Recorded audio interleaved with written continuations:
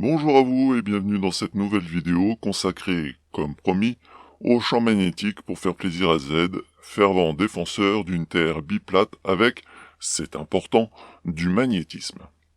Faire plaisir, façon de parler bien entendu. Avant toute chose, je vais vous offrir ici un petit cours de prononciation. Vous allez voir, ce n'est pas si difficile. Hermann Lehrerkopf von Flascherde. Allez, pour vous aider, nous allons décomposer. Hermann. Jusque-là, tout le monde a suivi. Mais pour décomposer la blague à fond, on peut découper ainsi. R, monsieur. Mann, homme. Lehrerkopf von Flascherde. Les germanophones auront suivi. Pour les autres, petite parenthèse lexicale. Lehre, vide. Kopf, tête. Von, de là. Flash, plate. Erde, terre. C'est bon? Vous avez suivi? Allez, encore une fois, tous ensemble. Hermann Lehrerkopf von Flascherde. Vous voyez, c'était facile. Allez Z, à toi. Hermann von Lehrerkopf. Hermann von Bobroff. Hermann Lehrerkopf. Ouais, t'as raison. Mieux vaut se choisir un pseudo qu'on soit capable de prononcer. Petite pique gratuite, j'avoue.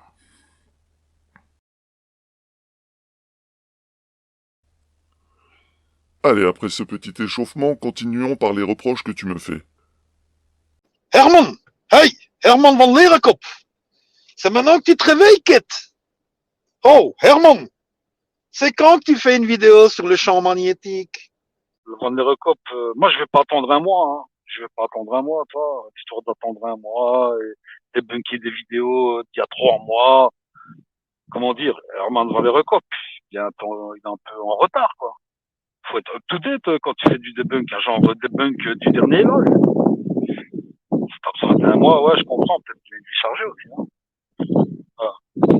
Je vais pas attendre un mois, donc moi je fais un live tantôt et je vais gentiment exposer avant qu'il cherche lui-même, vous savez, les petites excuses là, quoi, genre Fred Aves qui va en Afrique alors qu'on parle d'équateur magnétique et il est pas au bon endroit. Tout.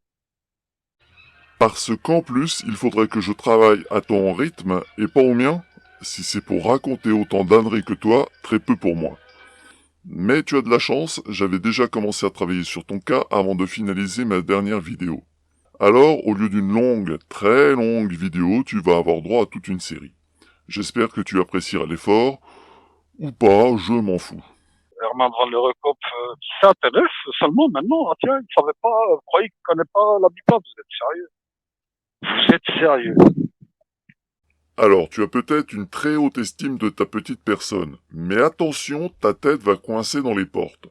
Remettons un peu les choses à la bonne échelle. En 4 ans et 264 vidéos, au 17 août 2021, tu cumules péniblement 86 000 vues. Là où une stupide vidéo de chat fait plus du double en seulement un mois. Ça y est, tu redescends un peu sur Terre? Tu commences à comprendre ce que tu représentes sur YouTube? Rien. Si ça peut te rassurer, je représente encore moins. Ah, je sais pas si je peux dire globiste ou vendeur de consensus. Il est là pour taper sur...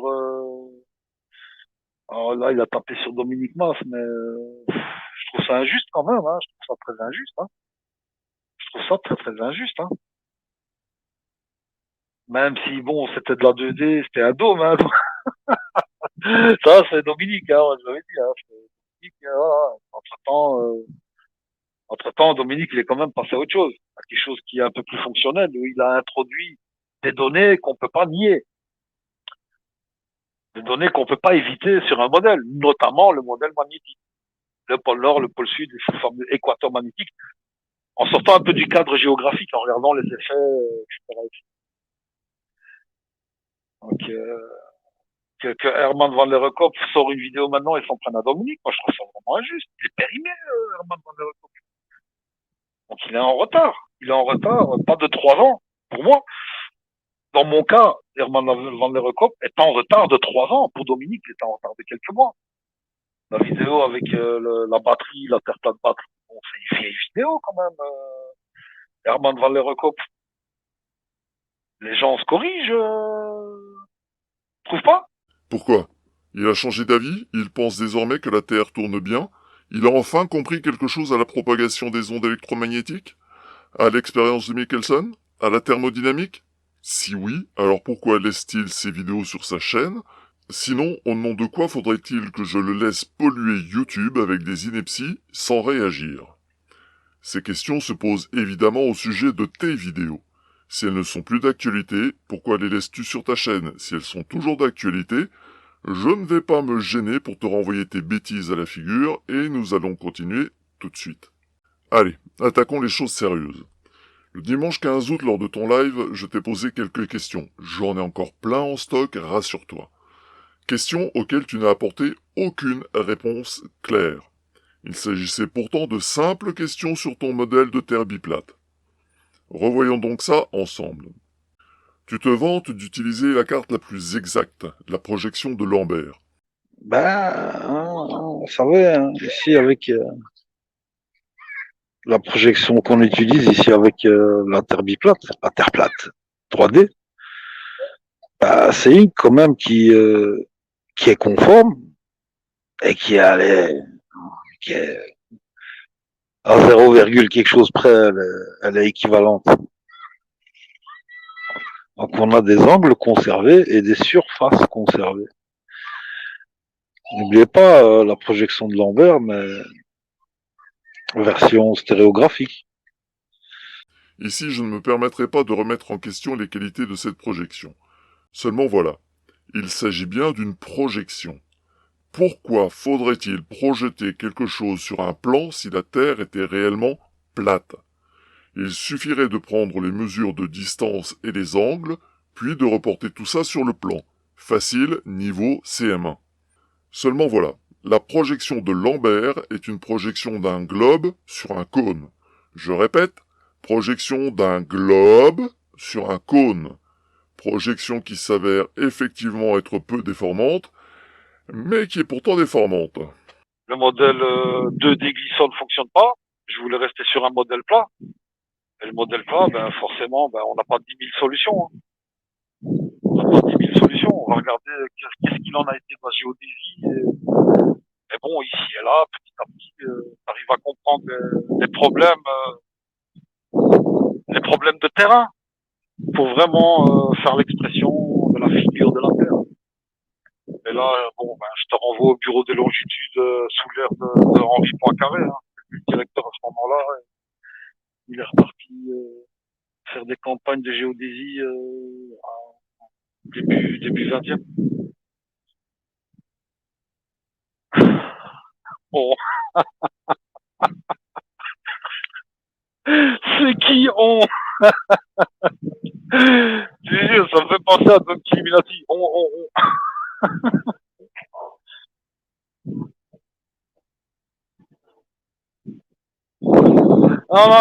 Non. Ce que tu dis, non. C'est faux. Non. Moi, j'ai un professeur quand même. J'ai un professeur qui, voilà, il s'y connaît en cartographie. C'est pas un youtubeur, toi. C'est un professeur qui lui-même présente cette carte-là. C'est celle la plus représentative. C'est celle qui est la plus représentative. Dans ce cadre-là, elle respecte les angles et c'est celle qui aura le moins d'informations. Puis quant au sujet de l'équateur, je te renvoie, architecte, au même problème, la campagne de géodésie. Je t'en renvoie à ça. Entre la réalité du terrain et puis ce que les militaires ont sorti 40 ans plus tard, 50 ans plus tard. La réalité du terrain, qu'est-ce qu'il en était? Et si vous connaissez pas l'épisode, mon Dieu, ça va pas le faire. Comme tu le dis, les géodésistes se sont bien fait chier à trianguler dans toutes les directions pour établir la forme de la Terre. Et tu confonds allègrement difficulté opérationnelle et impossibilité. De plus, tu te marres bien des petites querelles de clochers quant aux géoïdes de référence. Ce qui est vraiment drôle à mon sens, c'est que tu ne sembles pas avoir réellement lu les longueurs des axes de ces différents géoïdes de référence. C'est couillon, tu l'avais sous les yeux. Voyons donc ça de plus près. Quelle forme géométrique on va utiliser pour insérer la Terre dans cette ellipse? C'est ça le truc, hein? C'est pour en arriver à ça. Et l'armée a décidé que non. L'armée, elle a clairement décidé que non. On va laisser terminer la petite madame, l'historienne, avec tout le respect. Elle a fait du super boulot. Écoutez, quoi, on va écouter. Si on lit bien un petit peu sur les rapports qu'il y a à l'Académie des sciences, on constate aussi que les officiers, notamment Georges Perrier, n'étaient pas en fait satisfaits du choix de l'ellipsoïde qu'avait imposé Poincaré. Poincaré avait quand même imposé l'ellipsoïde de Clark, alors qu'en fait, Elmer... Allez, on va vite le taper, hein. On va vite le taper, hein. Vite fait, vite fait. Ah, Scheiße. Clarke. Voilà. J'ai fait une faute, l'ellipsoïde de Clarke. Bon, bah écoute, c'est la même chose. C'est la verte, hein. C'est la verte, hein. Regardez bien Clark, hein. On va la mettre en grand comme ça. Ah, je sais pas si elle va apparaître d'ailleurs. Ah non, elle apparaît pas. On va la faire comme ça. Oh, oh, oh, oh, oh, oh, oh. J'y vais.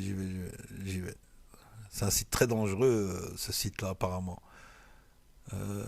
Et je dois faire une modification, là, parce que sinon, vous ne le voyez pas. Voilà. Maintenant, vous le verrez. On est loin de la sphère, on est loin de l'ellipsoïde. Ben, celle de Poincaré, elle était encore plus aplatie. Donc, ils ont refusé celle-là. Ils ont dit non, écoute, le Perrier là, Gaston, Gérard, Georges, c'était pas François. Le mec c'était pas François, c'était Georges. Oh François, Georges, Perrier a décidé qu'à ben, ils allaient utiliser la rouge. Ben il y a une grande différence, hein. Et encore une fois par consensus mathématique, à défaut c'est par défaut de résolution de problème. Te serais-tu contenté de regarder les images? Est-ce ainsi que tu prétends faire de la science? Quelle crédibilité doit-on accorder à quelqu'un qui enfume manifestement son auditoire?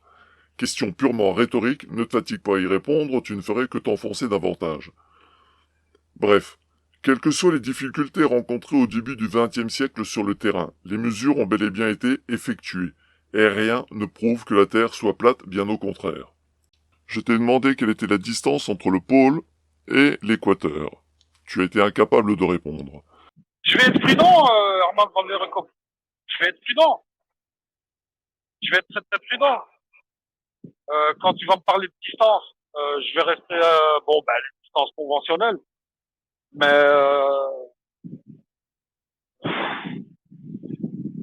je vais être prudent. Je vais être très très prudent.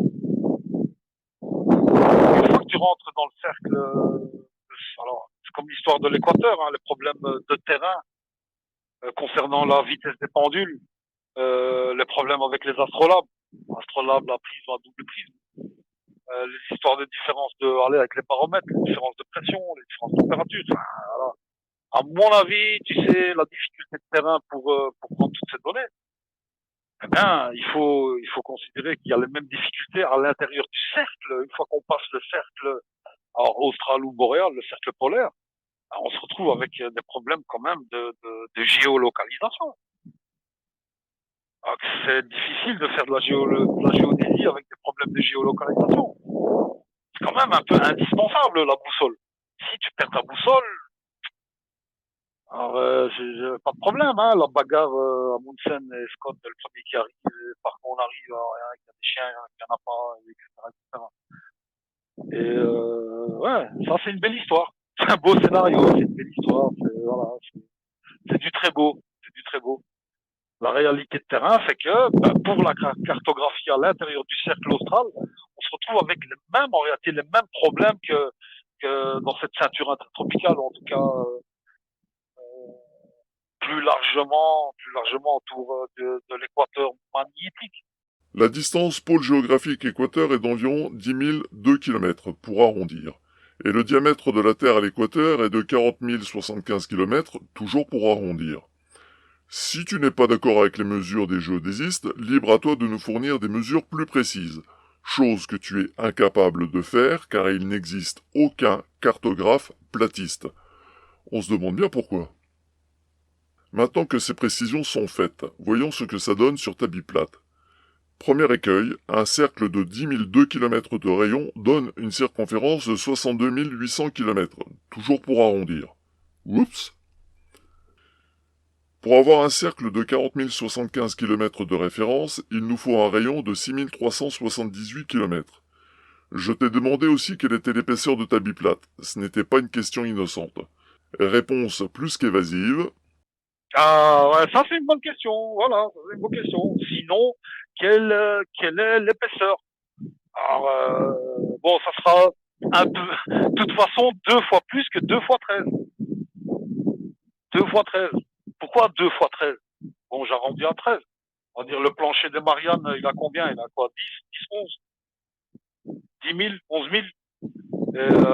Pourquoi je dis 13? Parce que bon, bah, il y a la campagne de forage. Bon, bah, tu le connais cet argument, hein, où il n'y a pas été plus loin que 12, bon, bah, je peux pas inventer une valeur. Je vais pas te dire 6400 km de profondeur.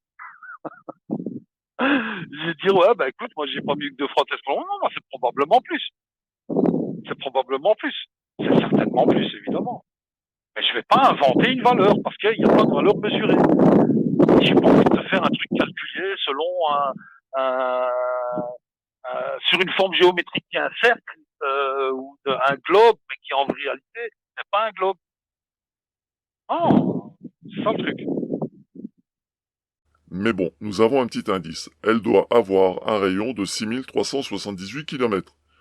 Reste donc 10 002 km moins 6 378 km, ce qui donne 6 324 km par face, soit une épaisseur totale de ta biplate de 7 248 km. Dis donc, ta terre biplate, elle ressemble plus à un tonneau qu'à une galette, non? Mais bon, soyons sympas, imaginons que je sois dans l'erreur et toi dans le vague, mais dans le vrai.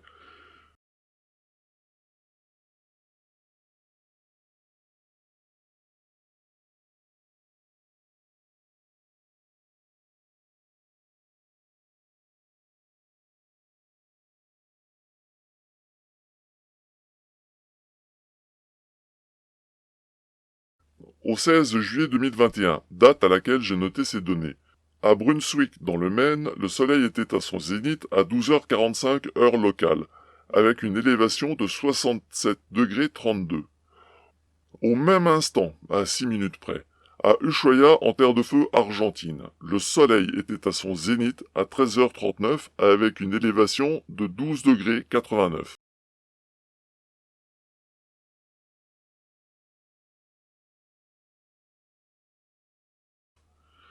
Dans le même temps, nous savons que l'élévation de l'étoile polaire correspond à la latitude. Voyons ce que tout cela donne sur ta biplate. Pas terrible. Sur le tonneau alors? Ben pas mieux. Et sur un globe? Oh, étrangement ça marche mieux. On se demande bien pourquoi. Mais bon, soyons encore sympas avec toi, mettons que je sois malgré tout toujours dans l'erreur et toi toujours dans le vrai. En 1960, un séisme d'une magnitude de 9,5 a détruit la ville de Valdivia au Chili et provoqué un tsunami qui a tué 138 personnes au Japon. Première question. Sur quel principe physique un tsunami déclenché dans l'hémisphère sud a-t-il pu se propager jusqu'au Japon dans l'hémisphère nord, sur ta terre biplate? Ensuite, ce tremblement de terre est l'un des plus puissants jamais enregistrés. Comment se fait-il qu'il n'ait jamais été ressenti à New York alors que sur ta biplate, la grosse pomme se trouve juste de l'autre côté de la Terre par rapport à Valdivia? Et d'une manière générale, comment expliques-tu les tremblements de terre, la tectonique des plaques et le volcanisme sur ta biplate? Ces questions sont purement rhétoriques, tu n'en as aucune idée. Je t'ai aussi demandé quelle était la nature du magnétisme de ta biplate. Là encore, aucune réponse. Tu prétends pourtant que le noyau ferronickel de la Terre n'est qu'une ineptie. En t'appuyant sur quelle preuve d'ailleurs? Mais tu es incapable de proposer mieux. Ne serait-ce pas là un pur et simple foutage de gueule? Je rappelle à tout hasard que ce modèle théorique du noyau terrestre est basé sur l'étude de la vitesse de propagation des ondes sismiques, tout comme une échographie est basée sur l'analyse de la vitesse de propagation des ultrasons. Le modèle biplat magnétique de Z est basé sur aucune mesure, aucune observation. Mais bon, passons. Lorsque j'étais au collège, j'ai appris qu'un champ magnétique se présentait ainsi. Souviens-toi bien de cette image et analysons tes affirmations et ce qui devrait en découler. Tu prétends que le champ magnétique de la Terre est un double tore avec un pôle nord dans l'hémisphère nord et un pôle sud dans l'hémisphère sud, avec une sorte d'équateur magnétique, lieu de perturbation électromagnétique qui démontrerait justement ce modèle. Petit souci, c'est qu'avec la configuration de ton aimant Terre, le champ magnétique qui lui est lié ressemble plutôt à ça. Raté donc pour l'équateur magnétique. Mais il existe néanmoins une possibilité d'obtenir ce double torus que tu veux nous vendre. Un aimant en forme d'anneau avec un pôle sur la bordure interne, l'autre pôle sur la bordure externe. Malheureusement, avec cette disposition, si ma boussole m'indique bien le nord dans l'hémisphère nord, elle m'indiquera le nord vers le pôle sud géographique dans l'hémisphère sud. Ou inversement, bien évidemment, si les pôles de l'aimant sont intervertis. De plus, tu prétends... Les avions, ils ont des problèmes dans cette zone équatoriale. Il y a beaucoup, c'est une zone... alors, ils essayent, clairement, hein, les avions, ils essayent de traverser la zone équatoriale le plus vite possible. Que je mette comme ça ou comme ça, c'est la même chose. Hein. Si on prend une trajectoire, allez, voilà, je suis en Afrique, le nord de l'Afrique, et je vais vers le sud de l'Afrique. Regardez, on essaye de traverser la zone le plus vite possible. Pourquoi? Parce que si vous essayez même, on a cherché des gens qui survolaient leur zone, ils peuvent pas la survoler. Les instruments ne fonctionnent pas. Le gyroscope décolle, les boussoles décollent, les altimètres, tout ce qui est soumis au champ magnétique en réalité. Tout appareillage électronique soumis au champ magnétique a des problèmes dans cette zone très limitée de la zone intertropicale ou la latitude zéro. Et tu te bases sur quoi pour dire ça? Vérifions donc un peu tes allégations. Singapour, par exemple, petite ville inconnue où chacun devine que tout matériel soumis au magnétisme terrestre sera perturbé. Mais alors comment ont-ils pu développer toute une économie bancaire? Il faut des ordinateurs pour ça. Comment peuvent-ils y avoir développé une industrie de l'électronique? Et surtout, pourquoi ont-ils bâti un aéroport? Les avions ne devraient pas pouvoir s'y rendre en sécurité. Bon, admettons. Singapour se trouve à 150 km de l'équateur. Peut-être est-ce trop loin pour y ressentir les troubles liés à l'hypothétique équateur magnétique. Voyons donc Libreville au Gabon, 50 km de l'équateur. Là, l'électronique, l'informatique, les avions, nada, rien ne devrait fonctionner. Mais alors pourquoi y avoir installé une école pour ingénieurs en informatique? Une école nationale de l'administration? Pire encore, il y a un aéroport. Mais alors, serions-nous encore trop loin de l'équateur? Bon, allons voir ce qui se passe à Quito. Tu nous affirmes que les perturbations magnétiques y sont si importantes que les géodésistes de Poincaré n'ont pas réussi à y mesurer le méridien. Les fous, les assassins, ils ont placé un aéroport à seulement 13 km de l'équateur. À moins que nous ne soyons encore trop loin de l'équateur. Voyons donc où nous pourrions aller pour vérifier. Traversons le continent pour nous rendre au Brésil, à Macapá. Ici, difficile de faire plus près de l'équateur, il traverse la ville. Ce monument matérialise même l'équateur. Mais que voyons-nous là, juste derrière le monument? Oh, une tour de télécommunication. Mais diantre fichtre, comment peut-elle fonctionner à cet endroit? Et puis quelle idée ici encore d'avoir installé un aéroport à seulement 5 km de l'équateur? Allez, traversons donc la planète pour nous rendre à Pontianak et voyons ce qu'on y trouve. Ah, il semble raisonnable, ils ont éloigné leur aéroport pour le placer bien plus loin de l'équateur, à 16 km. Et puis, ici aussi, nous trouvons de nombreuses universités et écoles d'informatique.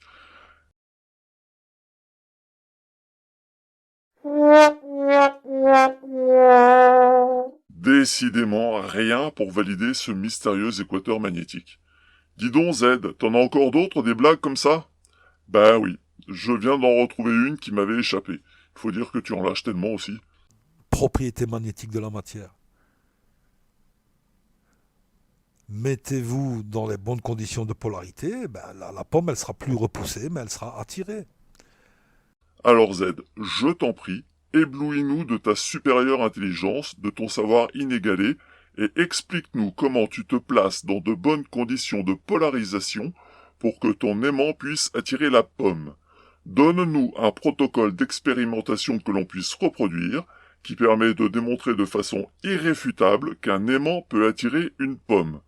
Ensuite, tu t'appliqueras évidemment à démontrer que cette expérience peut être généralisée à la Terre tout entière. Bon courage, tu en auras besoin. Et pour en finir avec tes bêtises. Explique-nous l'analogie. Vas-y. Prends un risque, Herman van Leeuwenhoek. Prends un risque. Vas-y.